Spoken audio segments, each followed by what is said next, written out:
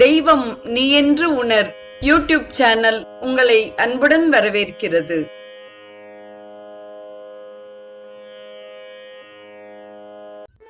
அன்பு உள்ளங்கள் அனைவருக்கும் ஒளிமயமான உற்சாகமான காலை வணக்கம்.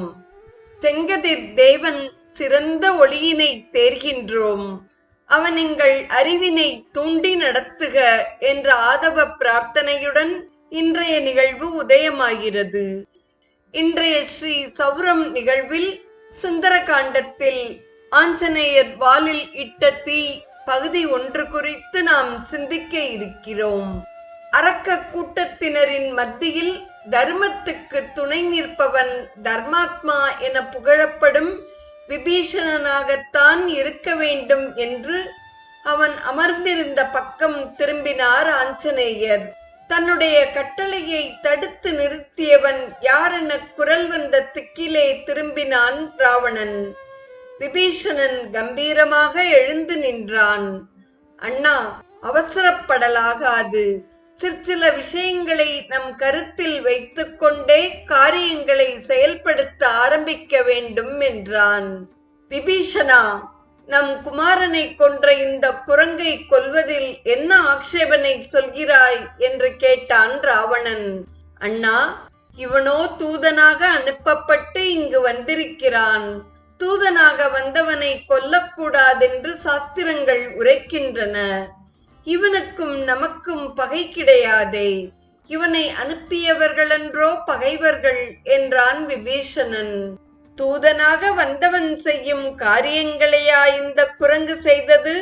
கண்ணுக்கு கண்ணாக போற்றி வந்த அசோக வனத்தையும் அருமை குமாரன் அக்ஷனையும் ஒருங்கே இழந்து தவிப்பதை நீ பார்த்து கொண்டுதானே இருக்கிறாய் என்று சற்று கோபத்துடன் கேட்டான் ராவணன். அண்ணா, அந்த துக்கத்திலே எனக்கும் பங்கில்லையா? நானும் அக்ஷனுடைய மரணத்தால் கலங்கி போயிருக்கிறேன். அதற்காக நாம் அறிவை இழந்து செயல்படுவதா என்று கூறினார். ராவணா என்று குறுக்கிட்டார் ஆஞ்சநேயர்.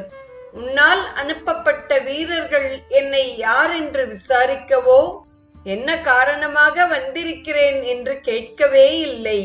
என்னை பார்த்ததுமே ஆயுதங்களால் அடிக்கத் தொடங்கினார்கள்.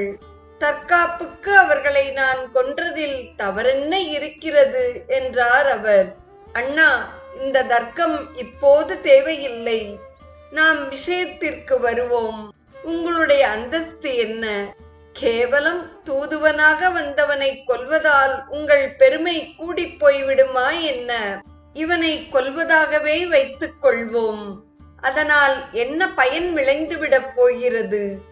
இவனை அனுப்பி வைத்த எதிரிகளை கொன்றதாக ஆகிவிடுமா? நாம் இவனை உயிருடன் திரும்பிச் செல்ல அனுமதித்தால் அதன் மூலம் பலன் ஏற்பட வழி இருக்கிறது. நம்முடைய பராக்கிரமத்தை நம் எதிரிகளிடம் காட்டுவதே முறையாகும். இவனை அனுப்பி வைத்தால் அவர்களிடம் சென்று நம்மை பற்றி கூற சந்தர்ப்பம் உண்டாகும். அவர்களும் நம்மை தேடி இங்கு வருவார்கள்.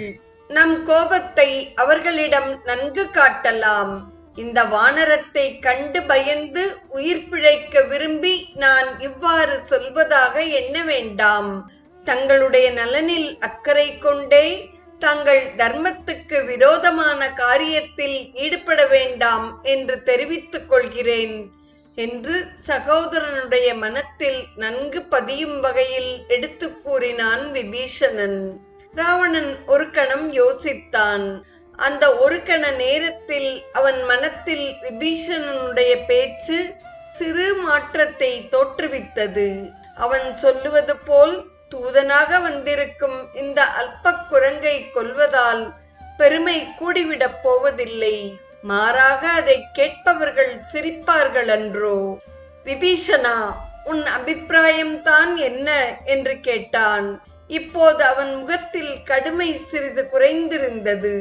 தூதனை அவமானப்படுத்தி அனுப்பிவிடலாம் என சாஸ்திரங்களில் சொல்லப்பட்டிருக்கிறது. முகத்திலே கரும்புள்ளி செம்புள்ளி குத்தி கழுதை மேல் ஏற்றி தெருக்களில் ஊர்வலம் விட்டு எல்லைக்கு அழைத்து சென்று விரட்டிவிடலாம். தலையை முட்டையெடுத்து அனுப்பி வைக்கலாம். இது போன்ற அவமானம் கொடுக்கக்கூடிய தண்டனைகளை விதிக்கலாம் என்றான் விபீஷணன். குரங்குக்கு அதன் வால்தான் மிகவும் முக்கியமானது. ஆகவே இந்த குரங்கின் வாலிலே துணியை சுற்றி நெருப்பு வைத்து தெருக்களில் அழைத்துச் சென்று துரத்தி விடுங்கள். வாளை இழந்து தன் கூட்டத்தாரை அடைந்து அவர்களுடைய நகைப்புக்கு இடமாகட்டும் என்று உத்தரவிட்டான் ராவணன். மாருதியை இழுத்துச் சென்று அவருடைய வாளிலே துணியை சுற்றினார்கள் அரக்க வீரர்கள். சுற்ற சுற்ற வாள் நீண்டு கொண்டே போயிற்று. அவர்களுக்கு கை களைத்து விடவே அப்படியே விட்டுவிட்டு வாளிலே சுற்றிய துணி மீது எண்ணெயை கொட்டி தீ வைத்தனர்.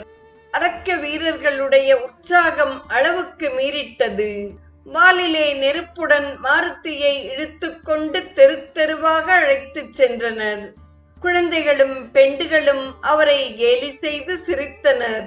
சீதைக்காக பரிந்து பேச வந்த குரங்கு படும் பாட்டை அவளிடம் கூறி அவள் துடிப்பதை காண விரும்பிய அரக்கிகள் சீதையிடம் ஓடி வந்து, ஜானகி, அசோக வனத்தை அழித்த குரங்கு உனக்காக லங்கைக்கு வந்திருக்கிறதாம்.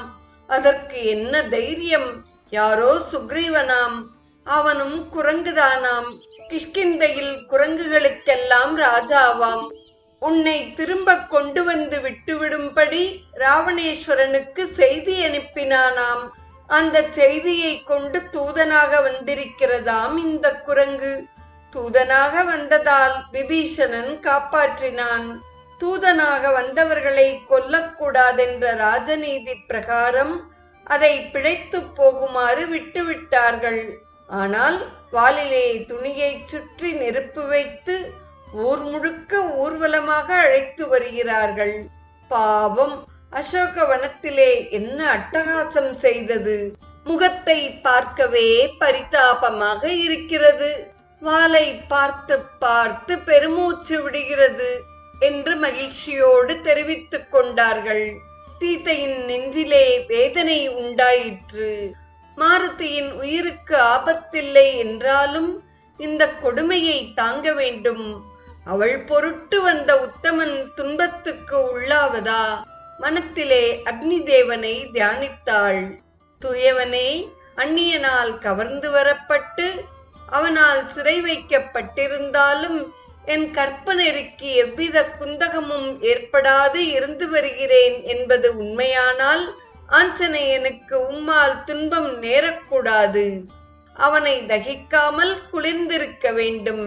என்னுடைய பிரபு ஸ்ரீராமருக்கு நான் செய்த சேவைகளெல்லாம் உண்மையானால், இந்திரியங்களை அடக்கி அவரையே ஏகாகிர சித்தத்துடன் தியானித்து வருகிறேன் என்பது நிச்சயமானால், நான் பதிவிரதா தர்மத்தை கடைபிடித்து வருவது சத்தியமானால், அக்னிதேவா, அனுமானுக்கு குளிர்ச்சியாக விளங்க வேண்டும். இந்த துன்பங்களில் இருந்து நீங்கி என் பிரபுவை சேருவேன் என்பது உண்மையானால், ஸ்ரீராமன் என்னை மீட்டுச் செல்லப் போவது உறுதியானால், அக்னிதேவா, ஆஞ்சநேயனுக்கு நீ கஷ்டத்தை கொடுக்க கூடாது. அவனுக்கு குளிர்ந்து இருக்குமாறு அருள் செய்ய வேண்டும் என்று பிரார்த்தனை செய்தாள். பதிவிரதா சிரோமணியான ஜானகியின் வேண்டுகோளை அக்னிதேவன் தலை தாழ்ந்து ஏற்றுக்கொண்டான். இந்நிகழ்வின் தொடர்பை நாம் நாளையும் தொடர்ந்து சிந்திப்போம். இன்றைய ஸ்ரீ சௌரம் நிகழ்வில் ஆஞ்சநேயர் வாலில் இட்ட தீ முதல் பாகத்தை செவிமடுத்த அத்துணை நல்ல உள்ளங்களுக்கும் நெஞ்சார்ந்த நன்றி. மீண்டும் நாம் நமது பயணத்தை சூரிய சிஷ்யன் ஆஞ்சநேயரோடு நாளையும் தொடர்ந்து பயணிப்போம். தெய்வம் நீ என்று உணர் யூடியூப் சேனலை கேட்டு மகிழ்ந்த நீங்கள் உங்கள் நட்பு வட்டத்திற்கும் பகிர்ந்து தொடர்ந்து உங்களது நல்ல ஆதரவினை சப்ஸ்கிரைப் செய்து வழங்குமாறு அன்புடன் வேண்டுவது உங்கள் அன்பின் விசாலம்.